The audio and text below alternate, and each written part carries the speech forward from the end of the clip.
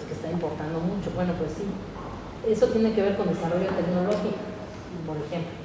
El desarrollo tecnológico no se da de la noche a la mañana, tiene que haber una inversión de largo plazo. La educación, pues, estas cifras de alfabetismo, bueno, están ahí, pero una cosa es el alfabetismo oficial, digamos, y otra es el analfabetismo funcional, y qué tanto eso se puede, o sea, la educación que recibes realmente se pueda usar para producir, ¿no?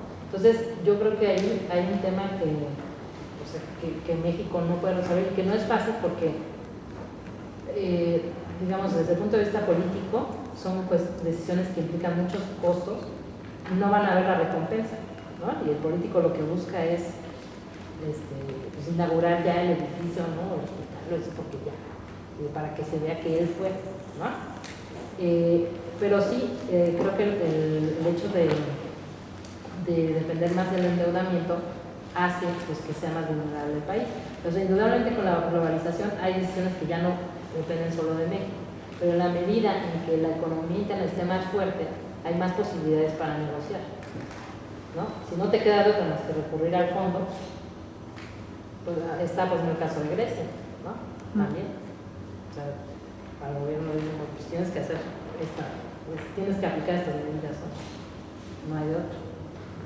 Entonces, no es, digamos, la mejor salida, pero entonces hay que buscar construir otras alternativas propias. Porque estamos hablando de que desde ese 76, o sea, está ahí el control por el endeudamiento.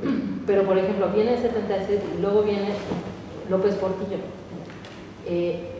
Esos recursos que se obtuvieron del petróleo, digo, eso, bueno, es la historia posible, ¿no? La historia con sí que, bueno, muy cuestionable, ¿no? ¿Qué hubiera pasado? Sí, pero es un error que se obtuvieron recursos. Entonces, si esos recursos se hubieran empleado adecuadamente, quizá no hubiera habido un problema en el 82, pero el problema es que no cambió la manera de administrar esos recursos, ¿no? Sí. A mí me parece que Coppel o Electra, por ejemplo, ilustran muy bien el cómo la iniciativa privada ha tenido bien ese negocio del préstamo, ¿no? Y de cómo ahí estaba el gran negocio, más que de la venta de productos o la manufactura de servicios, lo que sea. Y yo tenía una pregunta: ¿qué pasó con la moratoria cuando México se declaró insolvente y le siguieron muchos de los países latinoamericanos? ¿Cuál fue el desenlace de eso? Bueno, fue un proceso largo, porque también a nivel internacional las autoridades, bueno, todos las instancias que habían prestado dinero, o sea, que eran bancos de Estados Unidos, europeos y demás, pensaban en un principio que el problema era de liquidez. Entonces no es lo mismo liquidez que solvencia. Si no tienes liquidez, quiere decir que a lo mejor, bueno, no tengo hoy, pero a final de mes lo tengo, ¿no? Pero sé que lo voy a tener. Pero cuando es un problema de insolvencia, sí.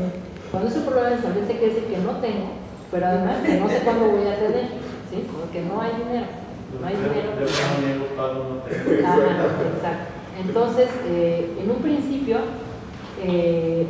fue una respuesta, pues, dura, ¿no? Por parte de la Fondo Monetario Internacional y demás.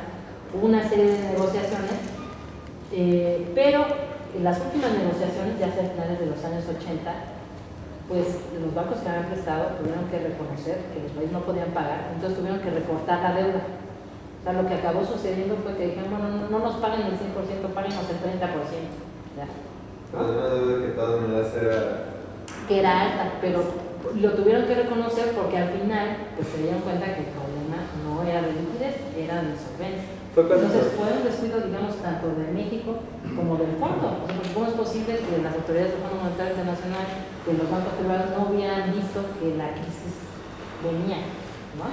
Entonces, digo, si vamos a aplicar responsabilidades, digamos, claro, ahí sería una responsabilidad compartida. Y finalmente tiene el margen como para decir, bueno, nomás páguenos el 30% y siguen bien pagados.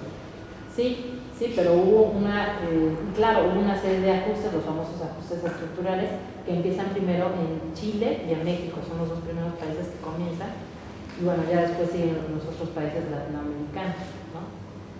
Entonces, por eso Miguel de la Madrid lleva a cabo una serie de reformas. Por ejemplo, el desmantelamiento de las paraestatales, la venta de las paraestatales, lo que implica también recursos, la contracción de los gastos, ¿no? Entonces viene un Estado, digamos, que se preocupa por mantener un presupuesto, un equilibrio económico, que es lo que se le recrimina al Estado neoliberal, ¿no? Que se dejan de lado las políticas sociales, porque lo más importante es el equilibrio presupuestal, ¿no? Que esa es la base de la idea, porque la idea neoliberal es que si se tiene como un mercado autorregulado con equilibrio presupuestal, el mercado va a resolver digamos, las crisis que se presentan, ¿no?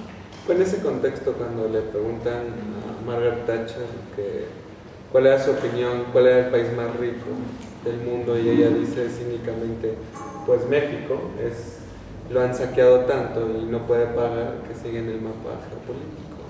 Pues, sí, y ahí el bono, justo por ejemplo a partir de 94, es que Pemex se convierte como en el bono o sea, es lo que paga la deuda. Por eso es que hoy en día nuestra economía no está petrolizada, pero las finanzas públicas sí, ¿no? Porque todo depende de lo que se obtenga del petróleo, y pues esto ¿qué significa? Pues que no hay inversión, y o sea, el problema es que el Estado tiene que encontrar otras fuentes de financiamiento, ¿no? Porque si todo lo que gana Pemex se lo gasta el Estado y no reinvierte en Pemex, pues es decir, también la vaca se va enflacando, digamos, ¿no? Por eso dice un investigador, Luis Aboites, que justo estudió la parte de economía fiscal, ¿no? Y le preguntaron que, pues, ¿cuándo iba a acabar este problema de las finanzas públicas? Dice, pues cuando se acabe el petróleo, México va a tener que encontrar otras alternativas o cuando el petróleo deje de ser rentable, ¿no? Si el día de mañana ya no se usa petróleo, se usa biocombustible, etanol de maíz o lo que sea, ¿no? México va a tener que buscar qué hacer. O cuando nuestros economistas dejen de estudiar en Harvard, ¿no? Bueno, lo digo que eso está un poco crudamente ilustrado o simplificado, pues, pero como ese seguimiento de las políticas neoliberales, ¿no? De esos paradigmas pero son paradigmas que a veces, digamos, nos aplican siendo más papistas que el Papa, ¿no? Es decir, si nosotros vemos la propia historia estadounidense, pues nunca han sido ni tan antiproteccionistas, ¿no? En sus propias políticas internas, ¿no?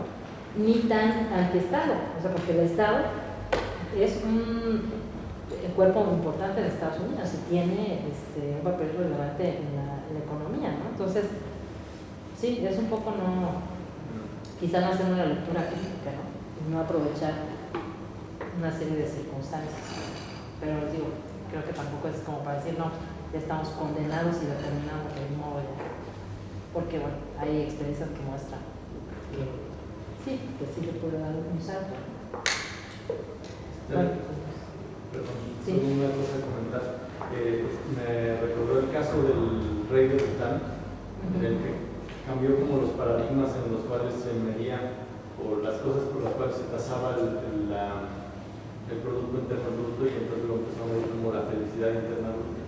Entonces empezó a tasar cosas como el tiempo que uno pasa con sus amigos, o el ocio, o otros valores, y entonces de repente empezó a ver que no solo, bueno, claro, los resultados a nivel número y estadísticas aumentaban, sino que sí había un aumento en la producción ya económica tangible, pues, cuantitativa del país.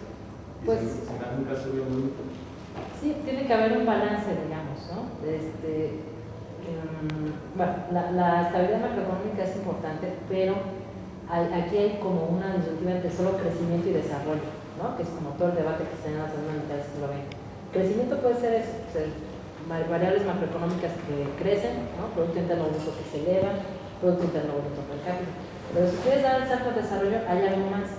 Hay que usar esos recursos que están saliendo del crecimiento para mejorar el bienestar de la población, ¿no? Y por eso es que cuando hablamos de desarrollo tomamos en cuenta otros parámetros como salud, como educación, como empleo, ¿no? O sea, porque un país puede estar creciendo mucho, pero si todo el dinero que ingresa se lo queda un grupo de políticos, ¿no? Eso no significa que el crecimiento se esté traduciendo en desarrollo, ¿no? Entonces sí, incluso a nivel económico, en la teoría económica hay ciertas mediciones del bienestar, no de la felicidad exactamente, pero como tratando de ver el bienestar, porque hay cosas intangibles que es difícil a las que es difícil asignar un valor así monetario, ¿no? Pero bueno, son toda una serie de discusiones, pues no sé, espero que este panorama de alguna manera les dé más elementos para pensar en la memoria de la historia del siglo XX, ¿no? Pues muchísimas gracias. Gracias.